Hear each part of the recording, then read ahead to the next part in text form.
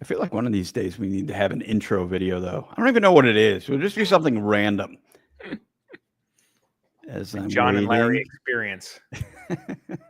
All right, we got to go live on Instagram as well now. So we have our social media platform bases covered yet again, and now we're rolling. I think we should start this of April. What's up? I think we should start this podcast or this live with some to clarify some things for some people. Many people have asked me, "What am I drinking during this?" What are you drinking, Larry? And it's been confusing to most people, but this is kombucha. That's what I'm drinking. Is that what you kids call it now? Sugar. It's kombucha. That's what all the cool kids are drinking these days. Well, I was going to say, no, when I'm holding up, I don't remember what I was drinking before. We're not going to tell people what you're drinking. Yeah, well, I was going to say, I was drinking, what is it? Not Lone Ranger. What is it called? It's an IPA they make here. I don't know. Anyway, I drink whatever. Anywho, it's April 17th, 2025. Larry Mastropieri, broker owner of the Mastropieri Group, alongside myself, John Laws, as we talk once again about South Florida real estate and what's going on. So, as we've talked about many times, that Florida lawmakers are trying to at least put something into effect that kind of eases the suffering of condo owners as they've been dealing with a number of issues, from obviously the insurance hikes, the structural assessment costs, and the HOAs that are bearing down on them, on and on and on. People screaming, jumping out of windows, rioting in the streets. I mean, these HOA condo association things, they're ugly, and it could, create a real divide in the very foundation of this country. Not that I'm blowing this out of proportion at all, because we don't do that. It's a real situation. Anywho, all right. So we're going to talk a little bit about some of the Florida bills that are actually in legislature right now, making their way through the House and the Senate, if these could actually help, some of these problems. So in order to do that, we are going to take a moment to discuss two of the main factors that have really kind of put all of this in motion. And I'm not talking about just, the insurance rates going up and stuff. I mean specific events, which you may have heard before, maybe you haven't. We'll start with the first, of course, the tragedy we're coming up on the 40-year anniversary, really. The Champlain Tower South collapse, crumbling back in summer of 2021. 98 people died. But that was the first thing that really kind of got a lot of this going. You may remember the structural integrity reserve studies, the SIRS. Florida passed those strict rules the following year. It's milestone inspections at 30 years, and then they have to be done once every 10 years. We have plenty of videos on that. If you want to learn all about it, you can relive the magic and discover South Florida. Also, what every bit is important from the financial aspect is the fully funded reserves. Those are required starting in 2024, that you have to legally have reserves set aside to be on hand for any potential repairs that come up. Because up to this point, generation after generation that had lived in these condos were just kicking the can down the road. And now we've gotten to a point where, oh my God, why do we not have any money saved up? Am I wrong, Larry? That seems to be kind of how it's been going here. That's exactly what it is. When the Champlain Towers, collapsed, I didn't initially think that it was going to create this chain reaction of events, right? I mean, did you? No, right. Because there's a lot of talking, a lot of, thoughts and prayers, and then very little action. But no, this was one of the few that it seemed like, man, I'm not saying how they've done is right, but they at least did something about it. They reacted, that's for sure, right? Yes. Or the state legislature or the government reacted to try to prevent this from happening. They really took it to heart, or they took action, right? And I didn't even think about any of that. I was just like, oh, this is probably just a one-off situation. Didn't appreciate how under reserved buildings were, or how much deferred maintenance was going on, or how many insurance or litigation situations are going on, let alone all the fraud that we probably will talk about in a minute here too. I didn't think through that. And we sell a lot of condos, and didn't expect this to go this way. And now many years later, well, this is where we are. You know, and I think a big part of the reason that there was something done about it is who in their right mind is really going to stand against it. In principle, I mean, when they were first trying to rectify these mistakes and prevent it from happening again, I mean, who would this hurt aside from condo owners, as we know now, that are having trouble paying for some of this stuff? I mean, nobody. Yeah, safety, right? Like that all makes sense. And how can you so, you know, everybody, right, somebody's going to get paid, you know, and somebody's not losing money over it. So I'll tell you what, the condo owners, these contractors that specialize in these condo buildings, they've been pretty busy, right? Yeah. I mean, I was by Boca City Hall this afternoon, and I went by Jim Burke's old complex, and I see the spray paint all over the walls and all the work they're doing, that entire complex. That building's a mess. Yeah. I mean, who spray paints all? I mean, granted, coming from somebody who doesn't have that kind of a background, I just seeing all the numbers and everything painted on the sides of the buildings, and I'm like, it makes it look condemned. I didn't totally. Well, arguably it was a somewhat condemned, right? At some point, I don't know if the word is condemned, but yeah. Yeah. So anyway, obviously this has been an issue that has really been hurting a lot of people. So they're trying to figure out ways to make it a little less, a little less painful, really. So these reforms aim to protect. Yeah, I mean, these reforms were aimed to protect residents, and you know, special assessments. Now it's made trouble. Now it's made issues for people who are trying to sell because they can no longer afford it. I mean, I know we've talked about that many times. So it's just it's been rough, and that's a big part of the reason some of those state bills or Senate bills, I guess, are in the works. You know, the condo market is falling price wise, and things are difficult for all these reasons we talked about. But changing these rules, softening these rules, will, you know, alleviate some pain short term. But as far as people who like need to pay assessment fees and can't live in their units, but it's probably not going to change marketability or pricing too much right now in the moment. I don't think. You don't think so? I don't think so, because the ship has sailed. The market's softening, and people are aware of this stuff now, and so it's the press that the condo market has gotten has just not been positive. So, and most buyers that are in this market are aware of this, and so I think the downward trend shall continue, even if they make some of these adjustments we're about to talk about, right? Which is like financing. What did they say? Allow financing options like lines of credit for structural reserves, right? Pause reserve requirements after recent inspections have occurred. Scale back SIRS mandates to only buildings 6 stories or taller. Make building repairs more flexible for smaller and low-rise condos. So all that sounds great, and probably something that needs to happen short term, maybe, to get to alleviate some pain. But I still think the condo market is going to continue to soften. Yeah, which is a whole other discussion, and I'm sure we'll talk a little more about that later on. So I guess what I'm trying to differentiate is like, don't think those two things that we're talking about are the same, right? They're different topics. It's like people are in trouble, they're in pain. They can't afford to pay these bills, and they don't know what to do in these situations that they're in if they own a condo and have these issues in their building. And they're sometimes being forced to sell, and now sometimes they're being forced to sell for less than they paid, or for less than they paid for it, which creates even more problems. So that's one thing. The other thing is like condo market prices are falling, and it's because of this, but the two solutions aren't tied together, right? Yeah.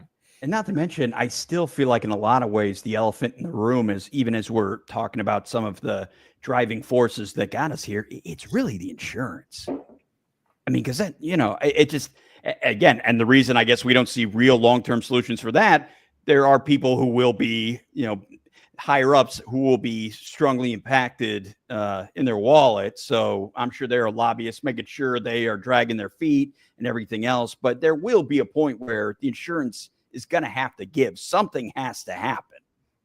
Yeah. Yeah. Or prices need to adjust to accommodate the increased cost of insurance, right? So that's a substantial price adjustment to kind of get back to one for one, as far as carry costs go. So that's yeah, I don't know how much. I'm not a huge believer in insurance prices coming down too much. No, So, I mean, and some of the people I've talked to about it, they say, when have you ever really seen insurance prices come down ever? I mean, ever, other than maybe a little dip.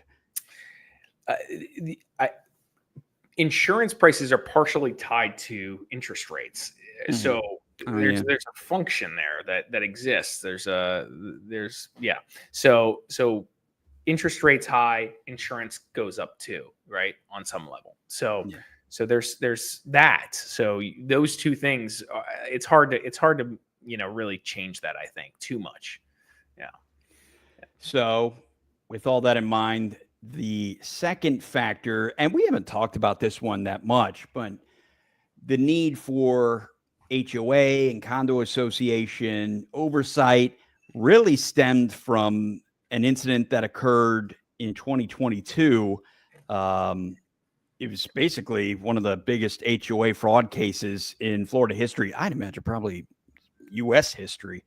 The Hammocks, which is a massive HOA in West Kendall. You have over 18,000 residents. Huge. Authorities ultimately charged 4 former board members and the relative for allegedly stealing over $2 million from the residents. I mean, that's a lot. That takes some work. That's one of those that I picture. What are you taking, like pennies on the dollar over time? And I mean, but to get to $2 million, that's a lot of pennies. I mean, this story is wild. I mean, you got to be a real fraudster, man.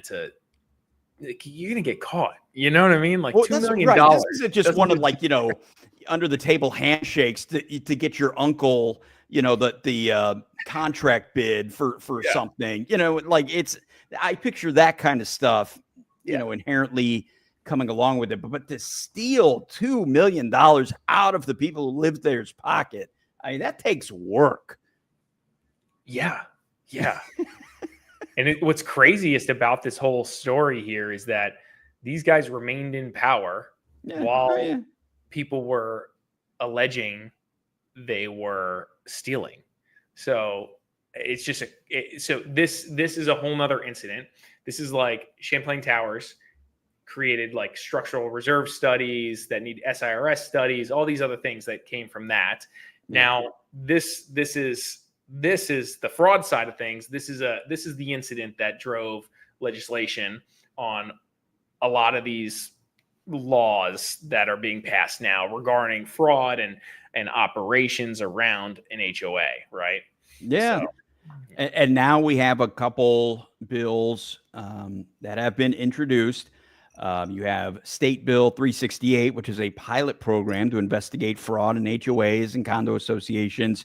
There is also State Bill 120 / House Bill 137. That is a push to appoint a dedicated HOA ombudsman to review complaints, oversee elections, and stop shady board behavior before it spreads. Now, we talked about this a week or two ago, where the prospect of having oversight committees is great, but I immediately wonder, I'm like, well, where are you going to really get these people? I mean, you're going to have nuts running the nut house. Inmates running the asylum. What's going on here? I know you want. I mean, it's great, but how are you going to keep them accountable? Yeah. This is a hard. There's not a lot of these issues. There's no great solutions for, right? So I don't know. I don't know. Like you wish the people that were running these things were professionals, but then you'd have to pay them professional salaries, and these people are mostly volunteers in all this stuff, right? Yeah. So it's just and anybody who I know that's been on the board, president, vice president, treasurer, this, that, the other thing, they're all like, oh my, when they're done or while they're in it, they're just like, this sucks. I mean, it's like you're retired. It's not like you're right out of school. You're a kid, and oh yeah, I'm gonna take care of this budget and everything else. It's just what it reminds me of. It's almost like the equivalent of the Old West and these towns that pop up overnight. But the difference is you don't have these young families trying to put together a town that's next to where they struck oil or something. These are people that are in their golden years, that are supposed to be riding off into the sunset, not try to run an entire town. It's too much. Yeah. There's no good solution here. So it's going to continue to be problematic. That's my opinion. I'm thinking realistically, you're going to need firms who specialize in this sort of thing. I would hope like independent ones. I mean, not necessarily ones that are state sponsored, private contractors, if you will, that will take these on and keep track of it. I don't know. That's my first thought. That's what a management company on some level is supposed to do. They're supposed to provide support, guidance, structure to the board members, the people who elect them, right? Yeah. And my opinion, and they don't. These management companies, it's like, well, let me ask you this. Why does it take 30 days to do a background check and approve a buyer in a condo? Why does it take 30 days? It could take 2 days. I didn't know. What is going on, right? Like, have you ever done a background check? It comes back like minutes after you do the check, or it comes back no less than like a week later, right? These background checks are pretty quick. Like, why do you need 30 days? It's because these freaking management companies, they just like, are they dragging their feet? You think they're dragging their feet? They suck. They all suck. They all suck. That's the answer. They're not organized. They're not. They got people that are underpaid, don't give a shit. They don't answer the damn phone. You don't know who to talk to. They don't have all the information. You call, they don't know anything about anything. They don't have documentation ready. It's like the most painful experience trying to get somebody approved in an HOA. So if that's how they're doing everything else, which is likely the case because shit, they suck at that, and it's not a hard freaking thing to do. It's standardized. This is boom, boom, boom, boom, boom, done, move on. Like, what are we doing here? Like, the management companies suck. I bet you there's a good management company out there that could take everybody's business right away. But then why don't they, Larry? Why don't they? Most of these management companies suck. That's what it is. If not all of them. That's interesting. So I really haven't bumped into many good experiences or great experiences getting people approved in condominiums. It just it sucks. Yep. That's weird. Wow. Yeah. So if anybody's looking to start a new business that may be beneficial for not only condo owners across the state, but also can make you a lot of money if you do it right, start a management company. Yeah. Yeah. You're welcome. That's it. Okay. So the question now, we know what really drove the fraud side of things and the structural assessment side of things.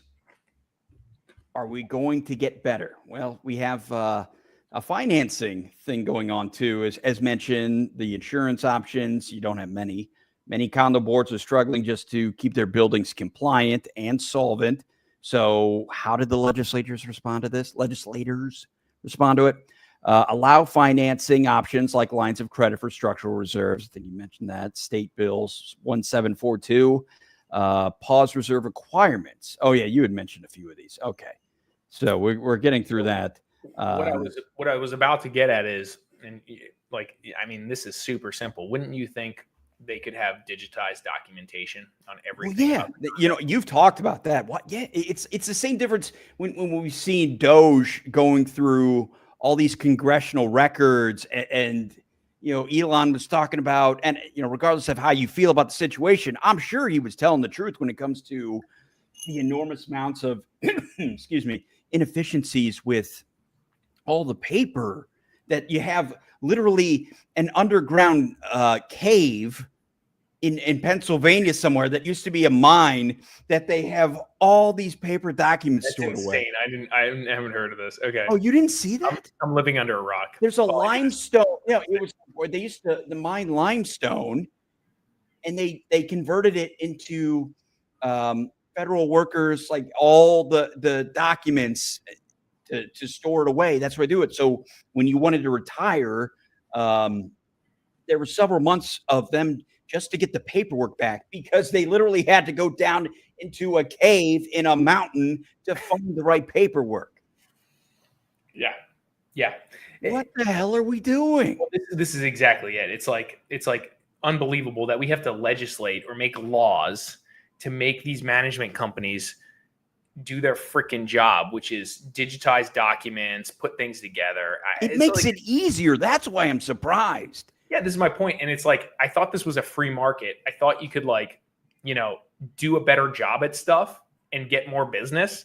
And it almost feels like this is like a Comcast or you know what I mean? Like it's like a utility. It's like, they don't have to do anything really. You're using Florida Power and Light. Not to say Florida Power and Light's bad. I'm just saying it's an example of like they have no competition. Right. It is what it is. You get FPL when you live in a house. This period.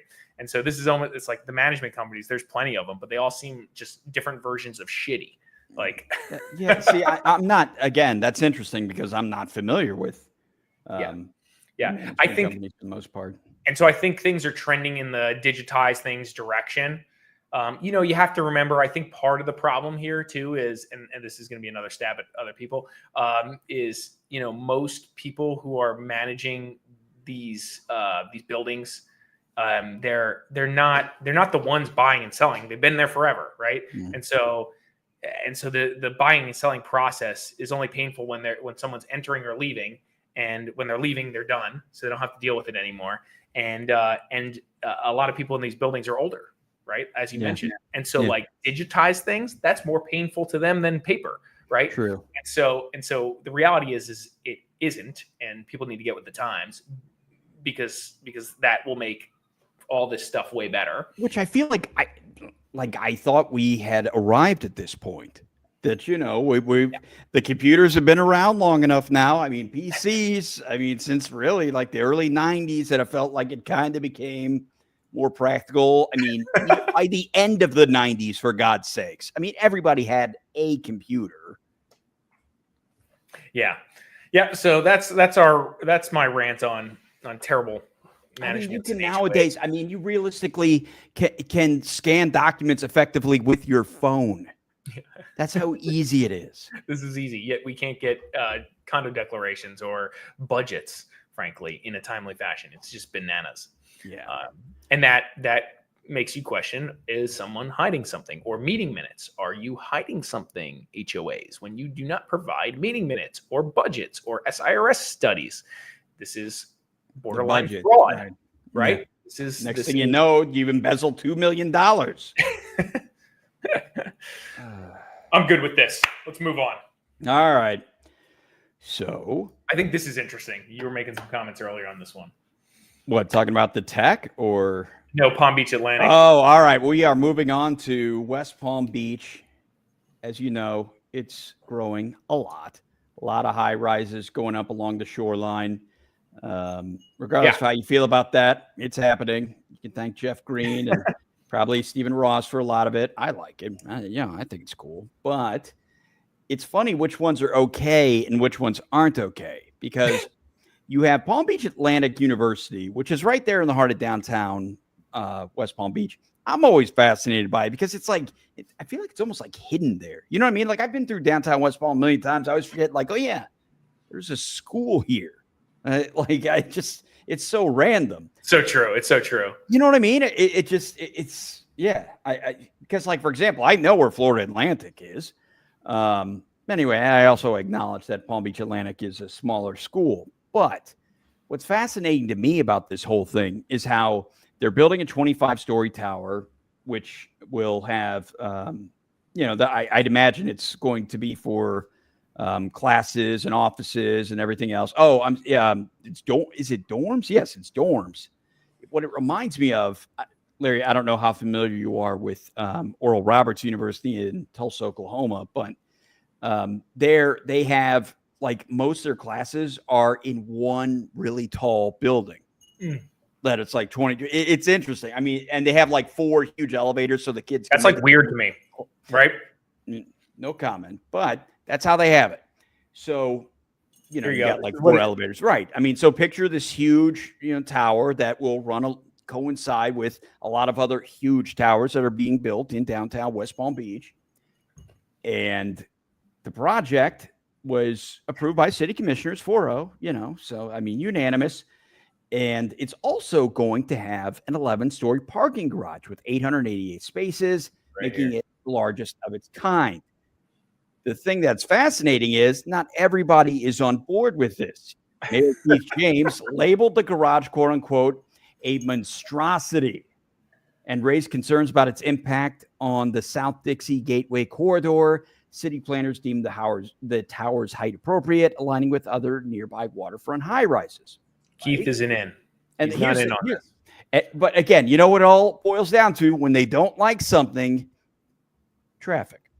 I mean, that's what he's saying, that the Gateway corridor, that it's like there will be too many cars coming in and out. Somehow, if I don't like something, I'm going to say it's because of traffic. Am I wrong? Yeah. It's a great excuse. Yeah.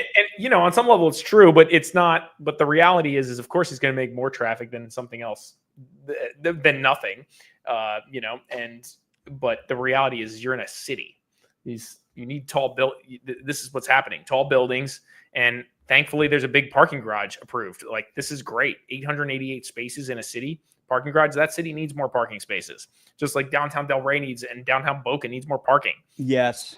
Major Boca problem. Really needs more downtown park. It's one of the reasons I enjoy going to Meisner Park so much, is because they have, the convenient free parking there. And I know there's other things out there, but I don't want to go because I hate parking. I've been a grouchy old man about that since I was a teenager. I hate it. So in theory, I mean, this 888 spaces, that's a fair amount of spaces with what? It's a tower that will house 990 students. So it's a huge dorm, basically. Dorms. Yep. But I guess my next question is, so are they going to raise enrollment numbers? Like, is that they're going to accept more students? Because when you say you're going to have, more traffic, it's not like there's a huge increase in the student body, right? I'm confused.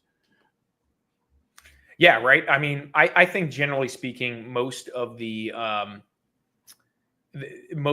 schools like FAU, Florida Atlantic University, they need more dorms. It just is a thing. So there's a lot of students living off campus, and they probably would prefer to be on campus, if you will. Yeah. So I think the dorm piece, I think they're just going to fill this thing up in 2 seconds. It's right. It's centralized. I would like to think it's safer. You imagine being, an 18, 19-year-old kid going away to college. You're not familiar with the area, and you have to live off campus, and you got to come into a city. It can be overwhelming. I know I would have found that overwhelming, at that age. I went to a Division I school, but it was a smaller Division I school, and everything was very close together. Imagine, that's why when I see like kids go off to Southern Cal or something, if you're not familiar with that kind of thing, imagine going to downtown Los Angeles as a teenager to try to find where you're going to school, and you got to live off campus. I'm sure that's probably, a little stressful. Yeah. Yeah. And I think there's probably financial help that comes with this, right? I would hope. Too, when you're a student, and you're trying to live on campus. So, yeah. So this is where this is happening, like right in downtown, right? Right. I'm sure in reality, the mayor didn't like it just because, he wasn't being supported in any way by the people at Palm Beach Atlantic University. You know what I mean? Like he probably wanted something and they said no. And he's like, all right, well, I'm going to talk bad about it. I'm going to talk smack. I can't stand this parking garage. That's what it is. I hate the parking garage. I know. You know what? No, I don't like it because I don't like the parking garage. This is interesting. The article comments, the expansion is expected to generate an estimated $1.36 billion in economic impact over 5 years, supporting around 4,500 jobs. Yeah. That's good. So, I mean, you think about it, between Palm Beach Atlantic's new structures, they haven't even broken ground yet on the Vanderbilt grad campus. I mean, gosh, you think West Palm Beach is growing nil. I mean, West Palm Beach to the moon, baby. Right. That's no it. Cap. No cap. Anyway, so moving on, let's talk a little bit about what's going on in Plantation, the reinvention of Plantation Marketplace. So you might be asking yourself daily, Larry, you're like, you know what? I wonder what's going on in Plantation, Florida. Well, I'm glad you thought about it, because evidently you have the Plantation Marketplace, which is very iconic to the area. It was built back in 1976. It may be trading its retail sprawl for something a little more residential. Seems to be a common theme. Over 650 apartments. The same place where you once may have shopped at Kmart, remember Kmart? Or grabbed a bite, could soon be home to hundreds of new residents. So the obvious question is, why is this important for South Florida real estate? Larry, your thoughts? I'll take it away from here. This is just another example of continued investment down here, right? I mean, this is crazy. Every city, we could talk all day about projects, development. South Florida is just continuing to move forward despite headwinds that we're talking about earlier, right? Market softening. It's like they haven't heard it. It's like they haven't heard. Yeah, because overall, we talked about this last time a little bit too. Just or last week, demand overall has softened in the real estate market, and migration has slowed down. But I think the future expectation of South Florida is healthy, and I think the investors or the developers and all that is just people are just optimistic about it, right? Mm-hmm. So I think they expect more population growth, and right now there's a demand for it. It's still working, even though we're kind of at this peak or this turn of this cycle.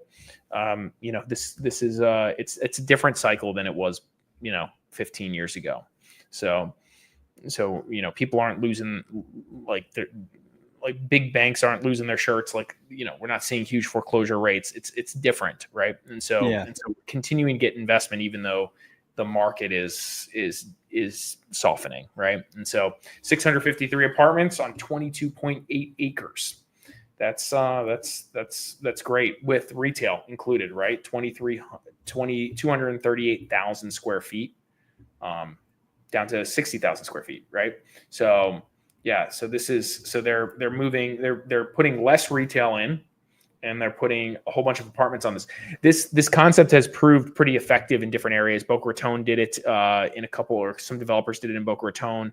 We've seen this, put a bunch of housing next to some retail. You can get some great anchor tenants in the retail, and a lot of the people who are living in the apartments are going to support that retail. Plus, the surrounding area will support that retail. I'm suddenly drawing a blank on one of the developments in Boynton Beach that was right on the water. It's one of the new ones. It's on the south side of Boynton Beach. I can't think of it now, but yeah, that was the first thing that came into my head. Was a brand new building, and you got all those outlets right there. Yeah, it makes sense. What surprises me, to be honest, just based on the trends I feel like we talk about so much, is the fact that it's not like a mixed use development. You know what I mean? That they're not building them all on top of a first floor of commercial space and that sort of thing.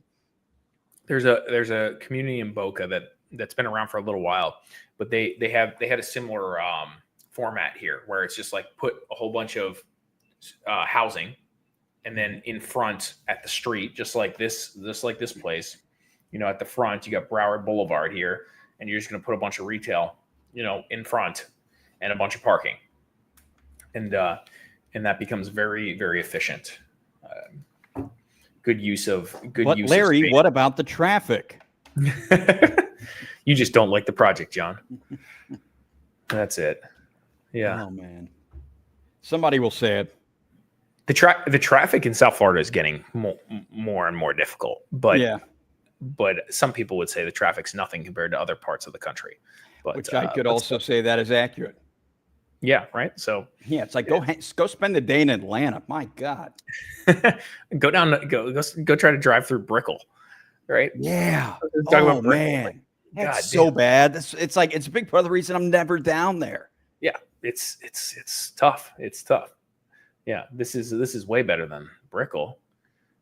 The density in South Florida contributes to all the awesome things that exist in South Florida. People forget about this. Like, I get some of the older generation, they don't use all these fancy, cool things that South Florida offers. So they maybe don't care as much, right? Yeah. And they've been here for a long time and they were happy with what it was before. Whereas the young, newer generation who uses technology, et cetera, moves in, which is frankly the lifeblood of a community, right? They're the working class. They're the people who have kids. They're the service industry, whatever.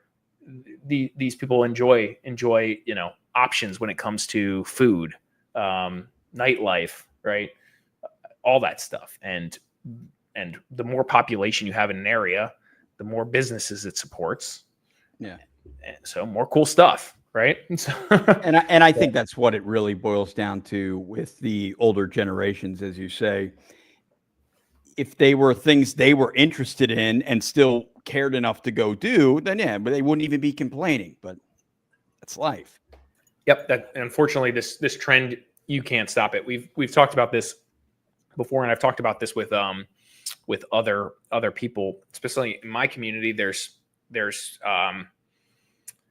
commercial space that's available to develop on very close by, and the community is kind of fighting it, right? Where I'm trying to think where exactly. Or like literally across the street on Palmetto. Oh, right. Yeah. Like there's a whole bunch of this vacant land. There's retail space. All that stuff could be redeveloped into much bigger stuff, like the rest of Palmetto, right? Yeah. And the community's fighting it, right? And they're pushing back, and they're holding them off, right? They're preventing progress there. What are they? What would they rather have there? Just nothing? Right? Yeah. Or they're making recommendations on stuff that just doesn't work for the developers, right? Mm-hmm. In most cases, like, hey, if I'm going to do something, I got to do it big because I got to get paid, right? Or I'm not doing it. So it's not working. So things are slow there. And the reality is the developers are doing this.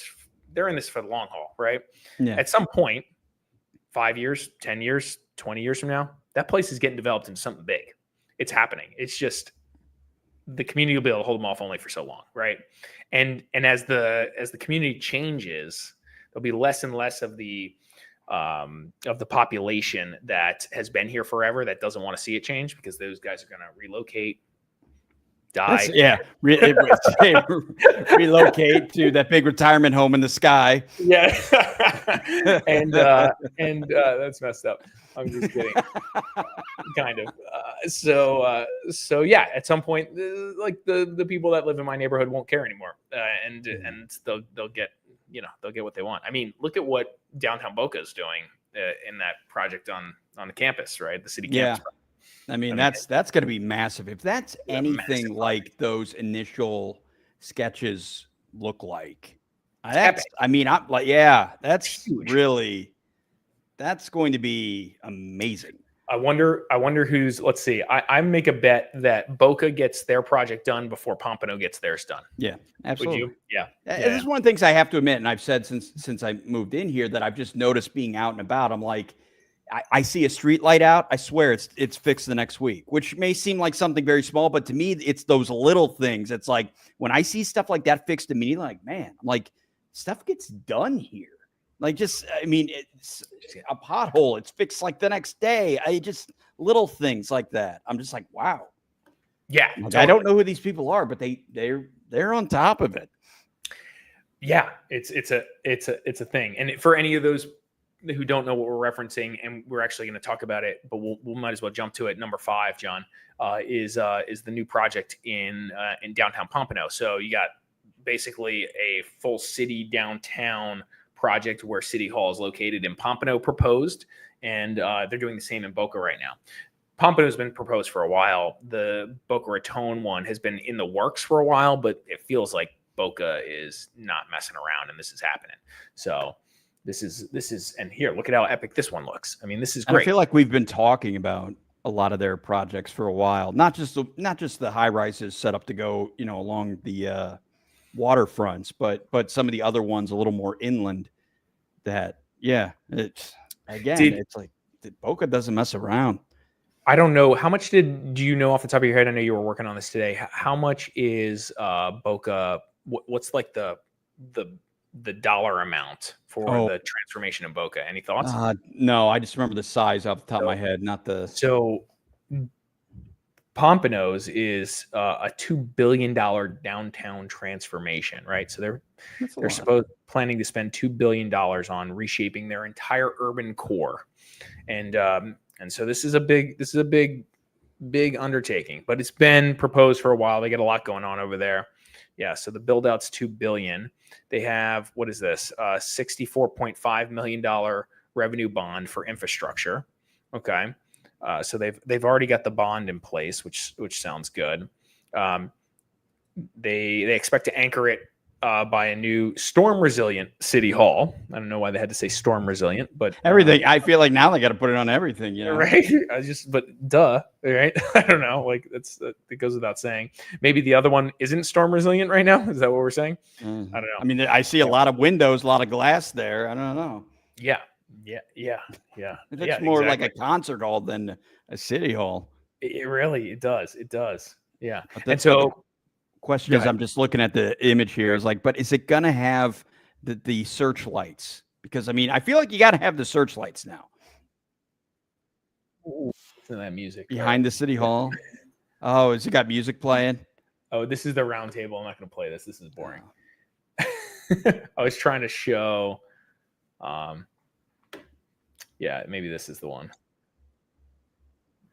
Let's see if this plays. Either way, nope, this is not fun either.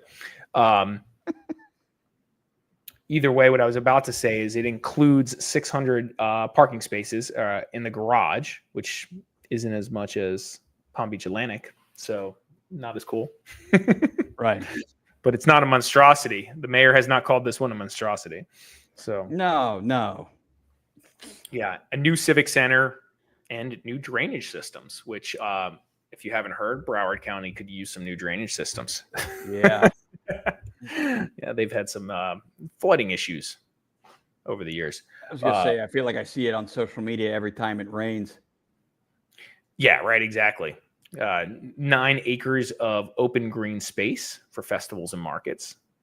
Workforce housing included, 15% of the residents, which basically means it's still expensive, but it's slightly less expensive to live in these units. Yeah. And they're going to try to integrate walkability and all that good stuff, which is kind of cool. Well, I see transit upgrades listed here. I'm like, what kind of transit upgrades can you even make? Unless you like get tied into the, Bright Line or something. Yeah. It's a good point because I want to show you where it is. Let's see if I can put it on the map in a second.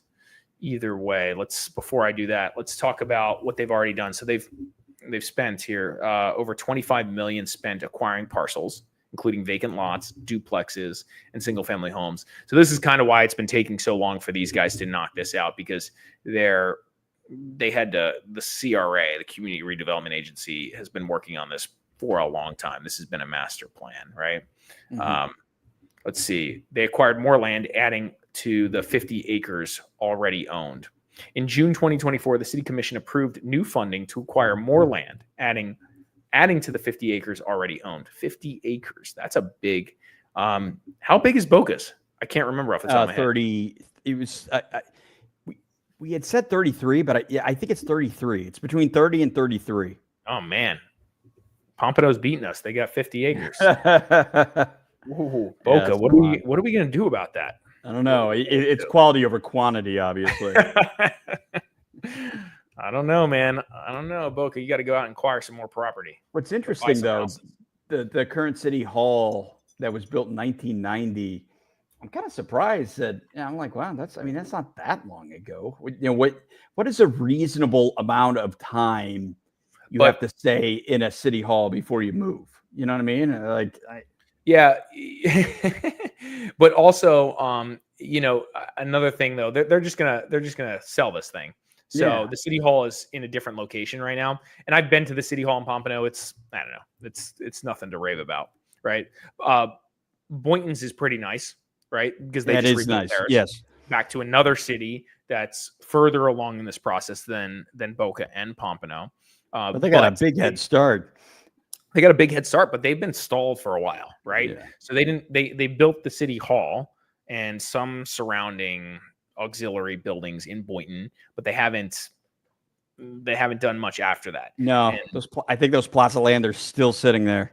Yeah, they're sitting there, big plots of land surrounding it. One day, when Boynton / the developers that they've decided to work with there get to it, it'll be awesome. But again, I mean, in your estimation, you know enough people and you have enough experience with that sort of thing. I mean, what really causes that stuff to just stop? You know what I mean? You build the city hall, you start to get things going. What gets you to stop cold turkey like this?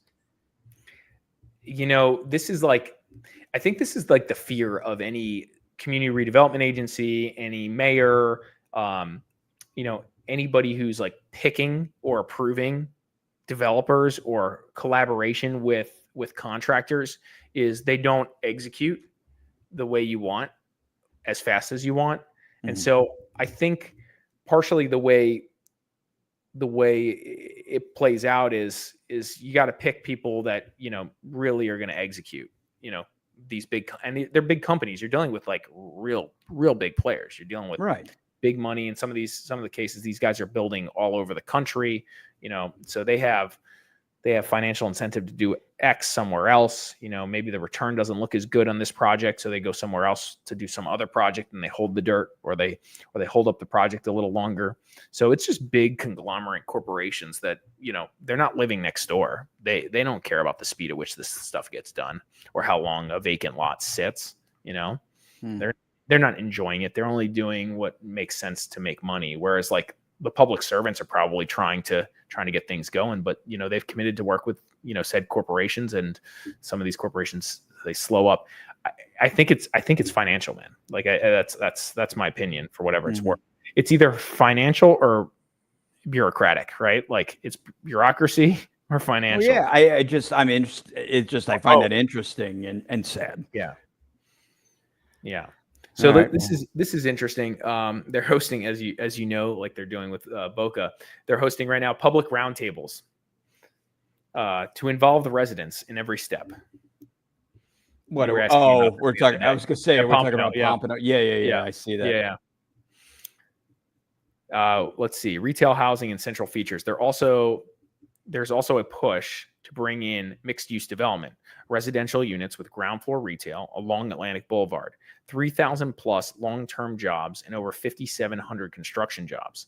A 12-block water feature that doubles as storm drainage and walkable public space. So the real estate the plans always look great. I mean, I haven't seen one of these sketches, through all the projects that we've talked about ever since we started doing this. Be like, oh man, what a dump.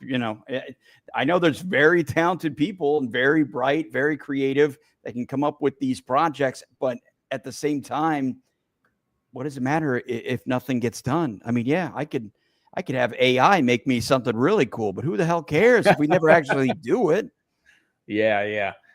I'm excited to have this get done. I think it will get done one day. It's just, is it going to get done now? It'll be after Boca. 10 years. Yeah, I think Boca beats them. We'll see. We have less land in Boca, but we're going to get it done first. And John thinks it's going to be better. Quality over quantity. Let's go, Boca. Let's go. Yeah.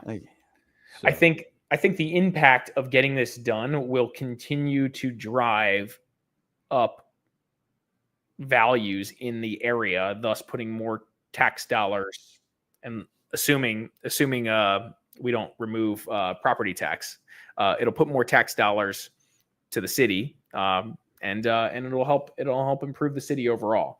And again, more investment in the area. It looks like these big players that we all know and have seen around building huge buildings all over Pompano. I mean, Pompano is really blowing up with private investment for big developments. Like, Yeah.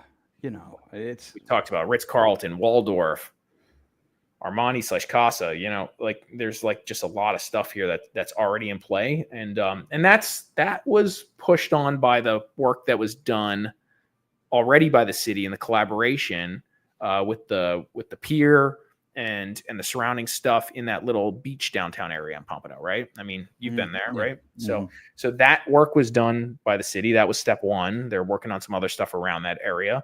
And then that brought in more investment from private parties and big expensive condo buildings. And so this will also improve. One thing I hope that doesn't happen, but I totally could see it. You have the nice pier and everything else and the shopping right there and the restaurants. I could just see some of these new buildings absolutely dwarfing that. You know what I mean? That it just will look like so... Yeah. It's going to be gone. I mean, I'm sure the pier will still be there, but it just. Yeah. I mean, that's progress, right? I guess. Yeah. Right. But just as I'm thinking out loud here, I could just totally see that. But before then, I like the pier. I think it looks nice. Ate at Oceanic not that long ago. It's very good. Yeah, it's great. That area is great. All right. You want to talk about our billionaires? Let's talk about our billionaires. What's going on with our billionaires? What's going on with the tariffs? How do they feel about the tariffs? Let's see what That's my Bezos question. And Griffin and Ellison, our boys. Every time I see Ken Griffin's name, I keep thinking Ken Griffey Jr. Same. By the way, he took some incredible photos at the Masters. I don't know if you saw it. I didn't. Well, he's a professional photographer too now. Yeah, and he was working for Getty Images, and I saw a collection of some of the images he took when Rory McIlroy won that playoff over Justin Rose. I mean, they were some very good photos. It was an exciting finish.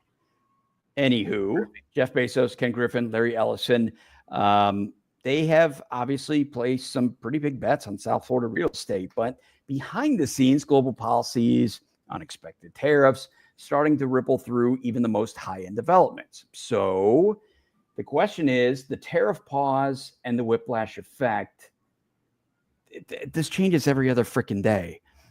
President Trump's Liberation Day tariff plan, which had the 10% universal tariff along with the 25% tariff on foreign steel and aluminum.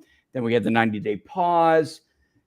Market is just kind of, you see the stocks there all over the place. The question was, what are billionaires really saying? Ken Griffin recently called the tariffs a quote unquote huge policy mistake at an event in Miami. He believes they'll hurt middle and lower income families the most and warns that so-called American jobs comeback could take decades, not years. Griffin is currently backing a $1 billion plus headquarters in Miami with related companies. Well, glad to see him and Stephen Ross are getting along so well. Yeah. But again, of course, they're not going to like it to some of these developers. And we've been saying this since, the end of last year that all these construction materials were going to cost a lot more. Of course, they're not going to like that. Yeah, totally. I mean, there's price padding going on, pre-ordering surges that have happened, the wait and see mode. That could be an example of why, Boynton Beach isn't in development mode right now, but that's what it is. It's the tariffs, the damn tariffs. It's who knows. That's definitely not the case. Boynton Beach was in wait and see mode for a while before that. I mean, the subcontractors are inflating quotes by up to 20% to prepare for possible hikes, right? These are things that are happening as we speak. We're getting a handful of people in wait and see mode from a real estate purchasing perspective, more so really? Because some of our buyers, they have heavy allocation to stocks. And so this affects them. Oh, I see it. Oh yeah, I see. You see? So yeah, and some of these little, buyers, they're buying cash, but they're not really buying cash. They just have equities, and they Right. borrow against those equities to buy real estate. So if that fluctuates, or if it's that volatile, they could get in a situation where they've pulled out cash and now they need to call. There's a call for, they have to put capital back in, and they just bought this house and they can't liquidate the house that quick, and maybe then they have to pull cash from somewhere else. Long story short, it probably makes sense for them to not, if they're pushing the envelope like that, they probably go to wait and see mode before they feel more comfortable. So, but what's interesting here, though, is our friend Stephen Ross, owner of the Miami Dolphins, and obviously the owner of related Ross and related companies. He is quoted as acknowledging the quote unquote short-term instability, but ultimately sees Palm Beach as a long-term winner. Because you know what? I mean, this man's on a crusade. Of course, it's going to be sunshine and rainbows, but I'm sure when you're looking big picture, you're going to have to spend money to make money. Yeah. So this is, I laugh at this because it's like, no matter what happens, Palm Beach is the long-term winner. And and it's probably true. It's probably true. Yeah, agreed. I agree. But it's just like, he's never going to say anything negative about West Palm Beach. He's got way too much invested in West Palm Beach. So yeah, so that's which I love how his right-hand man, Kenneth Himmel, also related Ross, says related Ross has no tariff exposure for its current projects, such as the South Flagler House condo. The one that they'll have 2 kitchens. 2 kitchens, baby. You can't get over that. Yeah, well, that's why I love how so many of the related group people weighed in on this. Like, no, none of them are going to say anything negative. It's like, oh, what did Steven say? You'll lose your job. I agree. I completely agree. Yeah. So whatever. Yeah, that doesn't work. What about our Kenneth Himmel? Well, that's what Kenneth was who I was quoting. I mean, I didn't mention Jorge Perez. Yeah, Jorge Perez. Notes many subcontractors are making up bids to protect against future costs. Warns that immigration policy is also pushing construction costs higher by tightening labor supply. All right. So he's just calling it how he sees it. Yeah. All right. So a little bit of who Barry Sternlich is? I don't know who Starwood Capital's Barry Sternlich is. He's a big boy too. It says the current landscape is definitely inflationary. Construction starts are down across the board, especially in multifamily and industrial. Calls the outlook. The windshield has never been murkier. Yeah, I'd say so. Barry is a big private equity guy, and Starwood Capital is one of the bigger private equity players in general. So and I'd say this is probably a fair state. All that's very fair. Yeah, the future is uncertain. Duh. It's always uncertain, but it's probably more uncertain now, right? Well, right. It's like my question is then how much did the tariffs actually impact that situation, Yep. And it's inflationary. He's taxing stuff. That's going to bring prices up. So that's an inflationary move, right? So long term, who knows what happens here with this game, right? So and my other thought too, not that these guys would necessarily be afraid to say what's on their mind, but considering that when he's not in DC, the president is literally neighbors to some of these guys, so.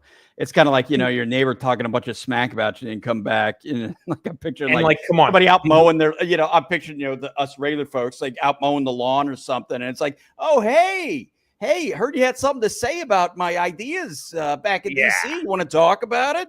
Yeah, exactly. And Trump's hung out with probably all of these guys. These are all real estate guys. Over whether it's past 10 years or 30 years, he knows these guys, right? So, yeah. I'm sure he'll respond by calling him a loser or not good. Yeah. So, all right, man. Let's call it. We want to call it?